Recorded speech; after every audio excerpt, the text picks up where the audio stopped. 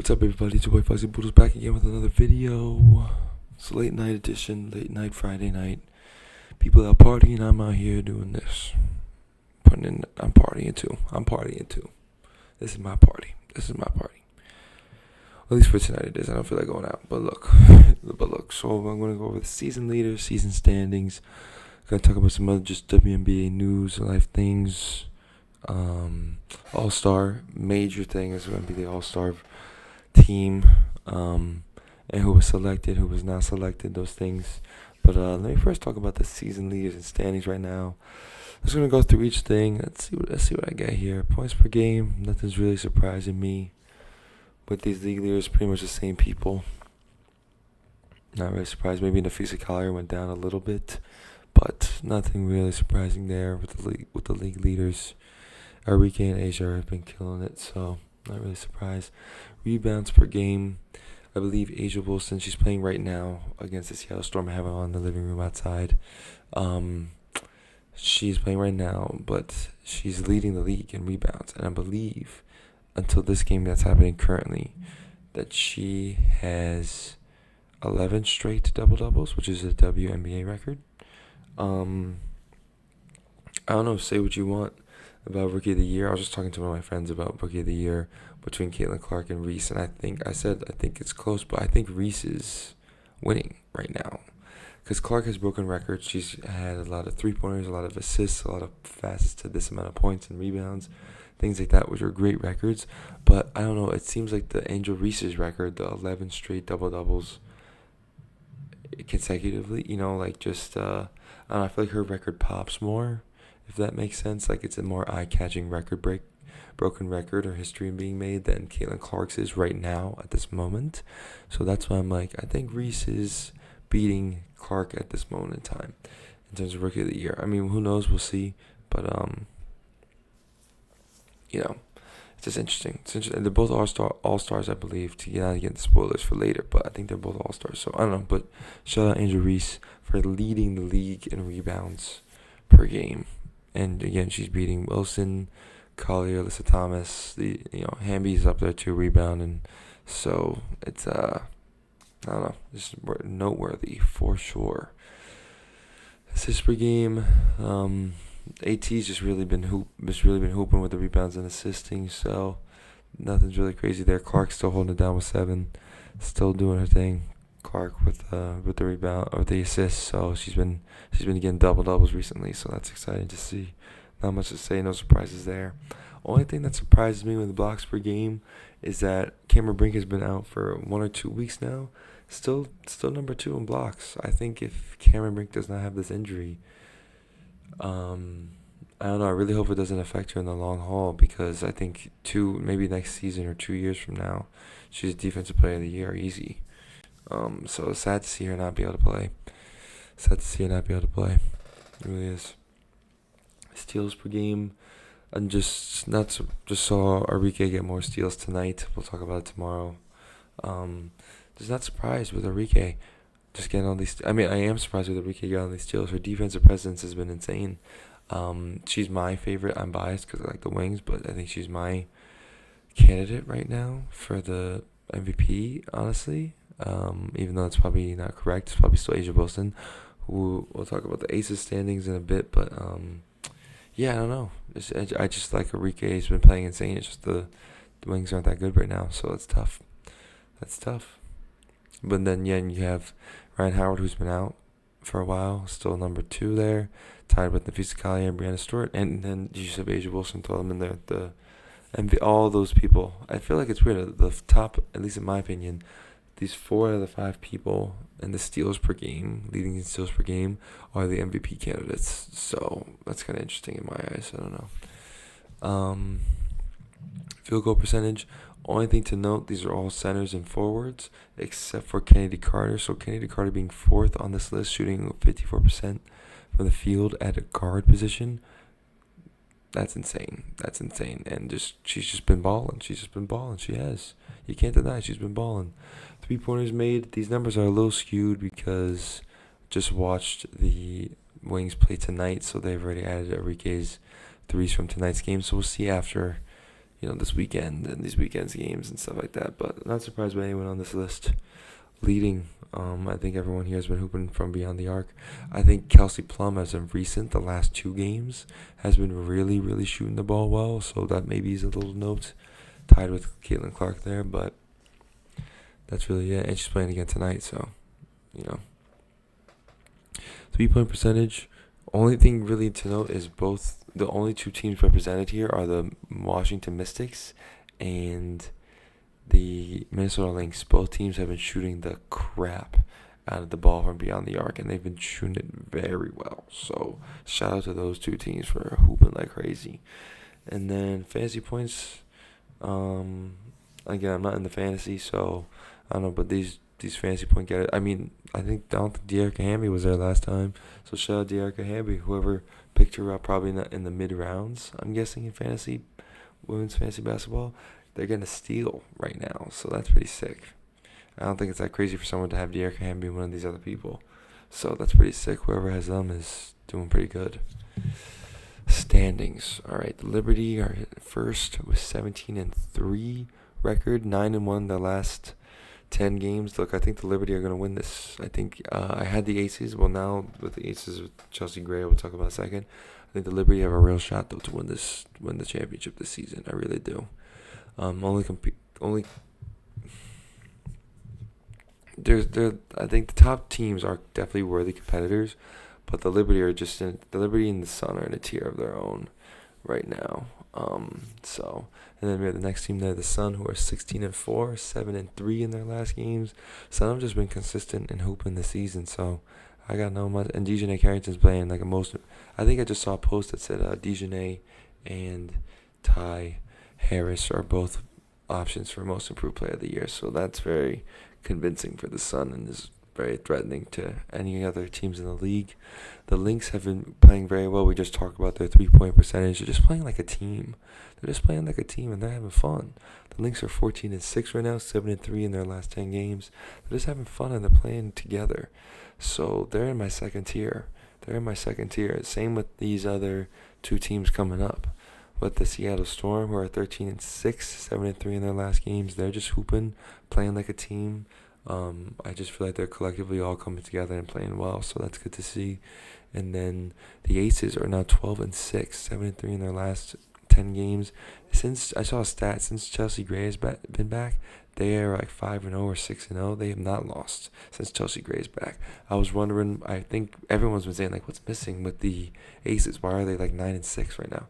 It was Chelsea Gray. It was Chelsea Gray not being there, and that's clear. So that's very clear now. That Chelsea Gray is the difference maker for the Aces team, and they are back, and it looks like they're kind of back to normal. And their record already is showing it, playing a lot of games, going right back up to the ladder. So I have the Liberty and Connecticut Sun in my tier 1. Then it's the Lynx, Storm, and Aces now in tier 2. And then I have my tier 3, which is going to be the Mercury, who are 10-10. They're 6-4 in their last 10 games. I feel like they've just been. I think Kylie Copper's been playing well. I think they've just been kind of doing their thing. I feel like usually this time, like last season, the Mercury just have way more losses than they should. And it seems like having Cloud and Copper has made them more competitive, and they're kind of just in the middle, 500 record. I think you take that if you're a Mercury fan. I think you'll take that right now. So I ain't mad at it. Then you have the Sky, or 7-11, 4-6 in their last 10. The Sky are just right in the middle. I feel like they just are competing all the time. Reese has been playing like crazy. They got Cardoso, Marina Mayberry. It's like they're just competing all the time. So, shout out to them. Shout out to them for competing all the time and staying in the middle of the pack. Then you got the Fever. I think the Fever are in the same category. They're 8-13, 6-4 in their last 10 games. The Fever are just, again, they're competing, and they are they're just gelling as a team. I think they're kind of figuring out their identity. So seeing them compete and just figure out their identity and being themselves is just great. It's just great to see. So yeah, I got them with the Mercury, the Sky, the Fever, and then in the same tier I got the Dream, 7-12. I feel like the Mercury, Sky, Fever, and Dream are just teams. They're just well, they are just teams, but I mean, I feel like they're just playing like just a collective, cohesive unit, and they're just competing. So I like seeing that. So shout out to those guys. Shout out to that tier 3. Shout out to that tier 3. But the Dream are now 7-12. They're 2-8 in their last game, though. They are not playing well, and they just lost today to the Wings. So I don't know. They're struggling right now. And then in their last tier, I got the Mystics, who are 5-16, I believe that says. And you have the Wings, who are 5-16.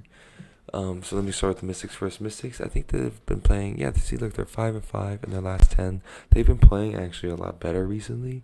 As you can see in their last 10 games, they've been playing a lot better. So I think still no Shakira Austin. They're still just trying to figure things out. They're also competing, but they just don't have the roster, I guess. So that's really all I have to say about them. Honestly, just competing, but don't really have the roster. The Wings got a nice win today. They're still slowly getting healthy again. They've had so many different starting roster combinations. Still no Jaylen Brown, their promising rookie. Still no Satu. Still no Maddie Siegrist. Natasha Howard is kind of back and getting in the full swing of things, which is good to see. Enrique's holding it down, but they're still missing Satu and 2 other key players for them. So they're just kind of doing the best with what they have is really what's going on. Not the season I think they wanted to have after having such a good season last year for the Dallas Wings. And they are 2-8 in their last 10 games as well. So there's that. Then the Sparks, again, they're just kind of, they're 4-15, 2-8. I haven't seen much of their games, but I feel like they just can't, the juice that they had, the Cameron Brink going down, at least for me, really cut down that juice. I mean, Dearica Hamby is really keeping them around, I think, and is getting on the Olympic team. 3v3 isn't bad and helps them keep them in the light. Dearica Hamby, again, is number 5 in fantasy right now. Like she's holding it down for the Sparks, but I think they're just a young team. A lot of just trying to find the right places and pieces. So that's why they're at the bottom there. And that's my take on the standings. Guys. Kind of got that in pretty quick. All right, now let's talk All-Stars. So here says this is the All-Star team. This is the All-Star team competing in Phoenix, which is Saturday, July 20th in Phoenix. The All-Star team consists of DeWanna Bonner, Aaliyah Boston, Caitlin Clark, Alicia Gray, Dearica Hamby, Brianna Jones, Jonquel Jones, Kayla McBride, Kelsey Mitchell, Arike Ogunbowale, Nneka Ogwumike, and Angel Reese. So that is, I just saw this on WNBA Instagram. That's where I saw the roster for Phoenix. I feel like this list is pretty chalk. I am shocked to not see some people on here, and the reason I'm not realizing is we're not seeing these people on here is because they will be in the Olympics for this All-Star team. So let me say this. So here's the U.S. women's national team who will be competing in the Olympics. That is Nafisa Collier, Kalia Copper, Chelsea Gray, Brittany Griner, Sabrina Ionescu, Jewel Lloyd, Kelsey Plum, Brianna Stewart, Diana Taurasi, Alyssa Thomas, Asia Wilson, and Jackie Young. So your star-studded stars of the league are not competing in this All-Star game because they are competing in the Olympics in Paris. Just so everyone knows and is aware of why they were not on the All-Star list in that first reading. But yeah, so I guess actually now that I'm saying that, knowing that you have the Olympic roster there, seeing this WNBA All Stars is it's actually pretty nice. It gives all these other people and players who probably haven't had an All Star or deserved one, but there aren't enough spots on that All Star team, are now getting a real opportunity. And I think Enrique probably could have gone to the national team, but definitely makes sense to be on an All Star team. Same with DeWanna Bonner, Jonquel Jones, Kayla McBride. I think Nneka, Kelsey Mitchell as well, Dearica Hamby for sure, even though she'll be in the Olympics for the 3v3. So, I don't know. Makes sense. It just makes sense. Aaliyah Boston, Caitlin Clark, Angel Reese, young players getting involved. It makes sense to me. I don't know. It should be interesting. Should be interesting for sure. this All Star selection. So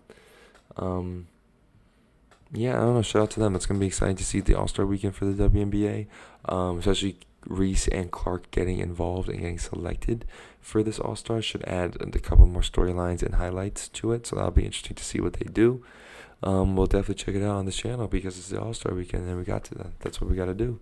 So yeah, I think that's really everything, guys. Thanks for listening. Thanks for watching. Oh, last thing, I just watched